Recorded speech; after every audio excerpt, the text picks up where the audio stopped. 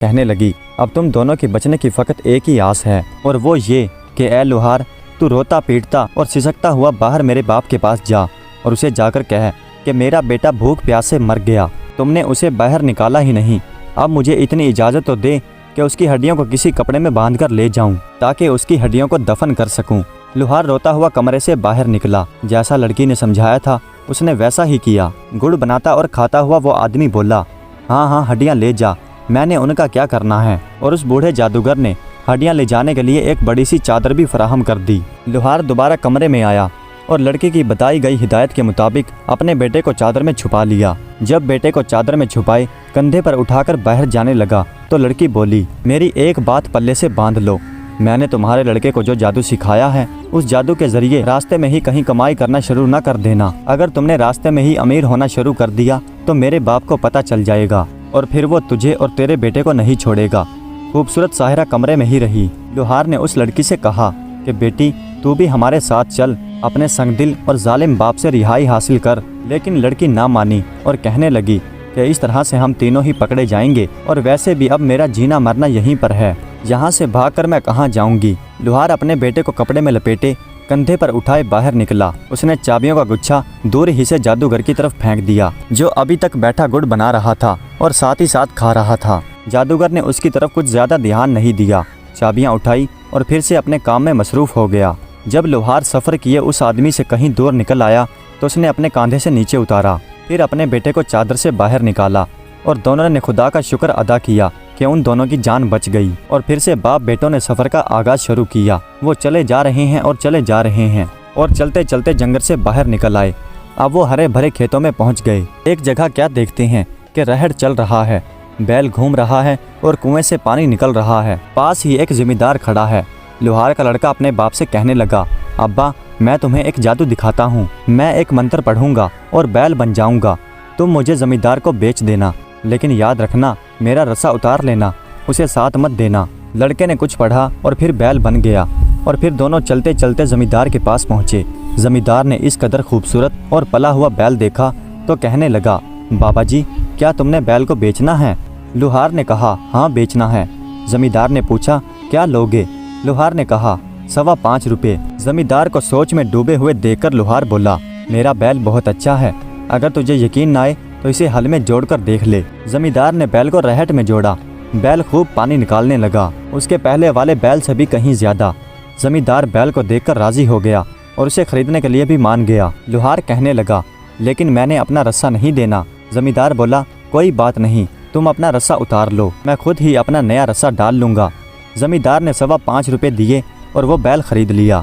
जब लुहार चलते चलते काफ़ी दूर निकल गया तो बैल ने अपना रुख मोड़ा और भाग खड़ा हुआ, सीधा लुहार के पास पहुंचा और वहां जाकर फिर लड़का बन गया। जमींदार बेचारा हाथ में डंडा पकड़े भागा भागा दौड़ा दौड़ा और हाँफता हुआ लुहार के पास आया और कहने लगा, बाबा तुमने मेरा बैल तो नहीं देखा?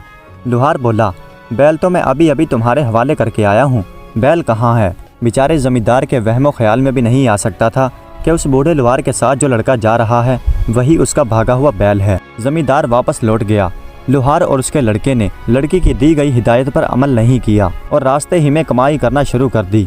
अब रास्ते ही में उन्हें उसका खामियाजा भुगतना पड़ा। बूढ़े जादूगर को पता चल गया कि लुहार का लड़का जिंदा है और मेरी कैद से फरार हो चुका है। मेरी अपनी बेटी ने उसे मुकम्मल जादू सिखा दिया है। वाकई ही घर का भेदी लंका ढाता है।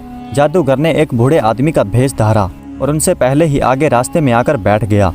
लुहार के लड़के को क्योंकि पहले ही कामयाबी मिली थी इसलिए उसने फिर से लालच किया और इस बार ऊँट बनने का सोचा। अब्बा इस बार तो मेरे बदले पूरे 9 रुपये मांगना और 1 रुपया भी कम मत करना, और याद रहे मेरे साथ नकेल मत देना। इतना कहकर लड़के ने मंत्र पढ़ा और ऊँट बन गया।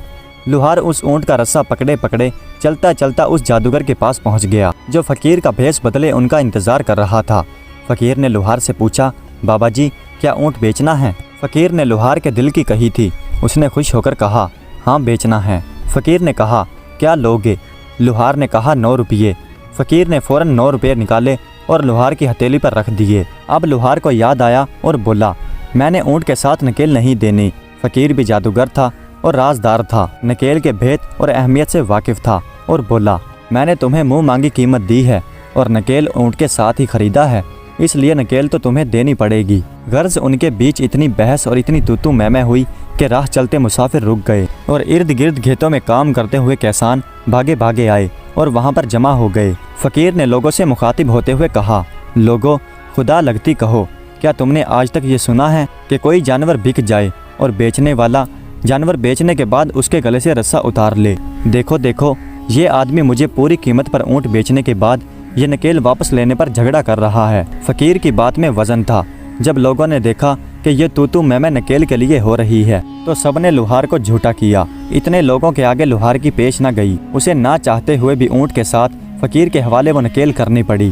फकीर जो जादूगर था और नकेल की हकीकत से वाकिफ था, खुशी के मारे उछलने लगा। लड़का अब जादूगर के कब्जे में था, क्योंकि अब नकेल जादूगर के हाथ में थी और इसलिए उसके लिए अब ये मुमकिन ना था कि वो पहले की तरह आज़ाद होकर वहाँ से भाग जाए। लेकिन लड़का भी अब आम लड़का नहीं था। 2 साल जादूगरने की लड़की की शागिर्दी में रहने के बाद एक कामिल जादूगर बन चुका था। उसने मंत्र पढ़ा और कबूतर बनकर उड़ गया। जादूगर के हाथ में नकेल का दूसरा सिरा फट से नीचे गिर गया।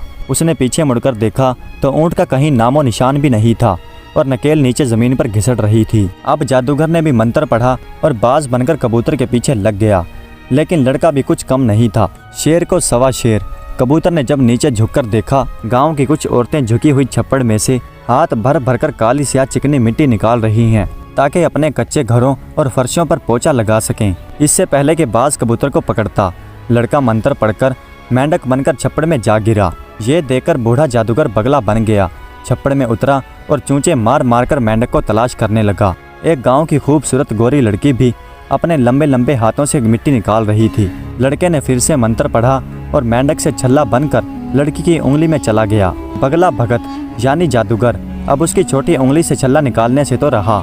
थोड़ी देर बाद औरतें मिट्टी बर्तनों में डालकर अपने घरों की तरफ चल पड़ी। जैसे ही लड़की अपने घर पहुंची, जादूगर बगले से फकीर बन गया और सदा लगाते हुए उनके घर पर जा पहुंचा। लड़की छन्ने में आटा डाले दरवाजे पर आई। जादूगर बोला, बेटी, मैंने आटा नहीं लेना, मैंने तो वो छल्ला लेना है जो तुम्हारे दाएं हाथ की छोटी उंगली में है। ये बात सुनकर लड़की को गुस्सा आ गया। तू कौन होता है मुझसे ये छल्ला मांगने वाला? जब यह तकरार लड़की के माँ के कानों में पड़ी तो वो भी दरवाजे पर आ गई। अब जो माँ को असल बात पता चली तो वो लड़की से बहुत खफा हुई। माँ शक्की मजाज औरत थी। लड़की से कहने लगी, तू तो छप्पड़ से मिट्टी लेने गई थी, ये छोटी उंगली में छल्ला कहाँ से पहनवा कर आ गई? बता, तेरे किस यार ने ये छल्ला दिया? इसे फौरन उतार और फेंक। आ लेने दे तेरे बाप को, सब बताती हूँ।